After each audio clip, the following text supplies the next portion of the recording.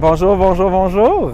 Bienvenue à Tiohtià:ke, qui est le nom Mohawk pour Montréal, qui veut dire où les courants se rencontrent. Puis aujourd'hui, on va parler de la présence autochtone sur l'île. Souvent, quand je parle des Premières Nations, des fois, les gens ont des questions à savoir c'est qui les Premières Nations?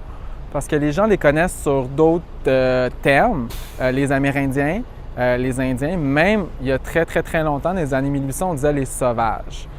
On ne dit plus ces termes-là parce que Indien vient de l'Inde, parce qu'on pensait qu'on était en Inde en Amérique, ce qui est faux, et Amérindien vient de Indien. Donc c'est pour ça qu'aujourd'hui, on parle des Premières Nations et aussi on peut dire les premiers peuples. Les premiers peuples, ça inclut aussi les Inuits, qui sont au nord du Québec, et les peuples métis. Puis l'histoire de Montréal autochtone date de très longtemps, bien avant la fondation de la ville en 1642. Il y a une présence qui est non continue.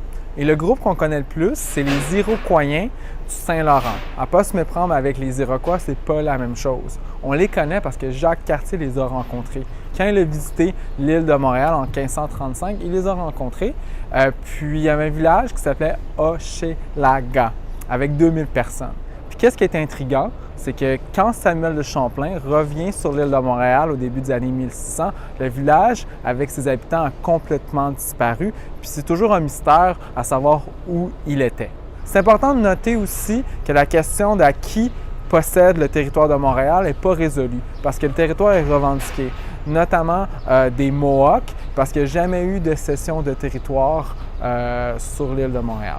Puis la Ville de Montréal a fait plusieurs initiatives dans les dernières années pour avoir une meilleure visibilité des Autochtones, notamment avec l'ajout du pain blanc en 2017 sur le drapeau de Montréal, le changement de nom de rue de Amherst à Atatagan. Aussi, on a la traduction l'année passée en langue Mohawk de la Charte des droits et responsabilités de la Ville de Montréal. Et aussi, on a le Jardin des Premières Nations au Jardin botanique de Montréal. Donc, derrière moi, on a une murale qui s'appelle Génération, qui date de 2014, qui a été faite pour le festival Présence autochtone par l'artiste Jean Penton. Puis, ça représente 3 générations de femmes Innu. On parle... Qu'est-ce que j'ai dit? Attends, bienvenue à Tiohtià:ke.